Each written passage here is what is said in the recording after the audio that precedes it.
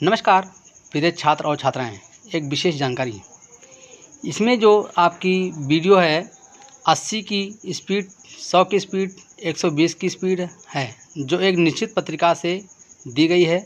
वो पत्रिका आपको PDF के माध्यम से व्हाट्सएप पर प्रोवाइड कराई जाएगी और उस पत्रिका को आप होमवर्क करेंगे और हमारे व्हाट्सएप पर भेजेंगे और हम उसकी जांच करेंगे, फिर आपको भेजेंगे। तो आप मिला करके फिर उसकी आपको प्रैक्टिस करना है। घर में कम से कम 10 बार उसकी नकल लिखना है और फिर हमारे दी गई स्पीड पर आपको टारगेट करना है, यानी कि 80 की, 100 की, 120 की।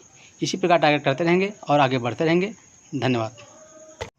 Ready, start. सभापति महोदय, आज हर तरफ किसानों के ऊपर मार पड़ रही है। बरसात तो देश में जैसे ख़त्म ही हो गई है। उसका कारण है कि पेड़ पौधे नहीं लगाए जा रहे हैं। बिजली की चोरी हो रही है, वनों की कटाई हो रही है, पानी की चोरी हो रही है। जब नहर निकलती है तो उसे बीच में ही काट दिया जाता है। जो नहर के टेल पर रहने वाले किसान हैं, वे पानी से वंचित रह जाते हैं। जो जबर लोग हैं, वे पानी ले लेते हैं और गरीब किसानों को पानी नहीं मिलता। स्थिति ये हो गई है कि जैसे अजगर छोटों को निगल जाता है, वैसे बड़े लोग छोटे किसान को निगल रहे हैं।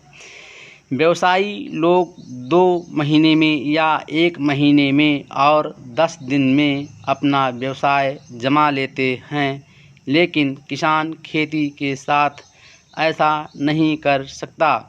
आयात निर्यात के दौरान अगर कृषि मंत्री जी या सरकार की तरफ से कोई नई खोज हुई हो, जैसे आजकल नए बीज आ रहे हैं, तो मेरा मानना ये है कि हो सकता है कि ऐसा कोई शोध करके इनके पास कोई नतीजा आया हो कि उसमें बीज डालते ही फसल एकदम पैदा हो जाती हो। आज विदेशों में जो बीज लेकर हम अपनी ज़मीन में उगा रहे हैं, हमने उसमें सुना है कि भौतिक तरीके से भी उसकी पैदावार को बढ़ाया जाता है।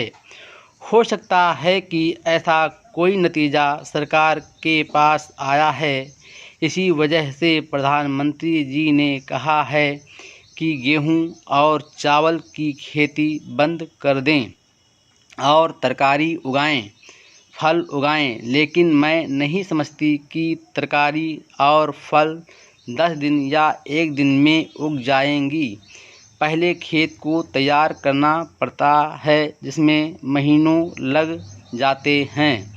उसमें मेहनत मशक्क़त करनी पड़ेगी, क्योंकि फिर उनको बेचकर गोदाम में जाना है, खाद के लिए जाना है, फिर पानी की तरफ देखना होगा।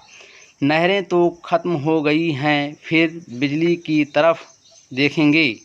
सब इस बात से परिचित हैं कि बिजली की हालत हमारे देश में क्या है। खुद प्रधानमंत्री जी ने भी इस बात पर चिंता जताई। ऐसा कोई बीज मंत्र कृषि मंत्री जी के पास आया हो तो कृपया मुझे भी बताएं, क्योंकि मैं भी किसान हूँ और मैं भी गेहूँ और चावल की खेती को बंद करके उस बीज को जहाँ कहीं वह मिलता हो, वह कृपया इस सदन को बताएं, ताकि हम सब लोग बाहर जाकर अपने किसान भाइयों को बताएं। महोदय, वह उस तरह के बीज को ले लें ताकि वह बीज ज़मीन में डालें और एकदम से फसल उग जाए और वह बाज़ार में बिक जाए। लेकिन बावजूद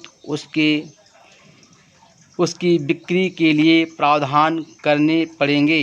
आपको बाज़ार में ले जाने के लिए कुछ ऐसे साधन जुटाने पड़ेंगे जहां किसान अपने माल को लेकर जाए और उसको आगे ऐसे केंद्र मिलें जहां उसको खरीद लिया जाए।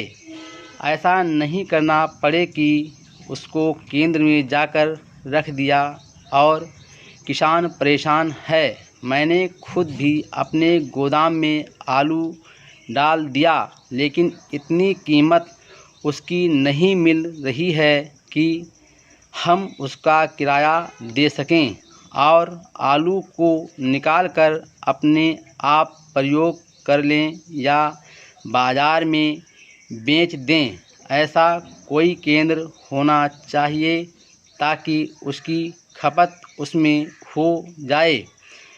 ये सरकार की जिम्मेदारी है कि वह हर किसान की फसल की खरीद की जिम्मेदारी ले और हर किसान को ऐसा आश्वासन दे कि अगर उसकी फसल को किसी तरह से प्राकृतिक आपदा से नुकसान होता है या उसको कीड़ा खा जाता है तो किसान को उसको इतना प्रतिशत मुआवजा मिल जाएगा। महाराष्ट्र में कपास की खेती ज़्यादा और होती है और मैं जिस क्षेत्र से आता हूँ वो तट क्षेत्र है। वहाँ पर चावल की खेती ज़्यादा होती है। मेरे कोंकण क्षेत्र में किसान बागवानी की ओर बढ़ने लगे हैं। मेरे क्षेत्र में आम और काजू की खेती सबसे ज़्यादा होती है। हम अखबारों में पढ़ते रहते हैं कि जो किसान गन्ना पैदा करते हैं उन्होंने गन्ना जला दिया। महाराष्ट्र में गन्ना भी इतना ज़्यादा पैदा होता है कि यदि किसानों को उनके गन्ने का उचित दाम मिल जाए तो अच्छा हो। गन्ना ज़्यादा होने के कारण वहाँ चीनी का उत्पादन भी ज़्यादा होता है।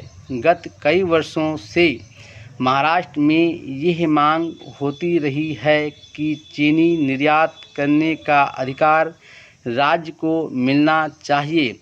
यदि राज्य को यह अधिकार मिल जाए तो किसान को उसकी उपज का उचित मूल्य मिल सकता है। उसके साथ ही कपास का उत्पादन अधिक होने के कारण इसके निर्यात की बात आती है।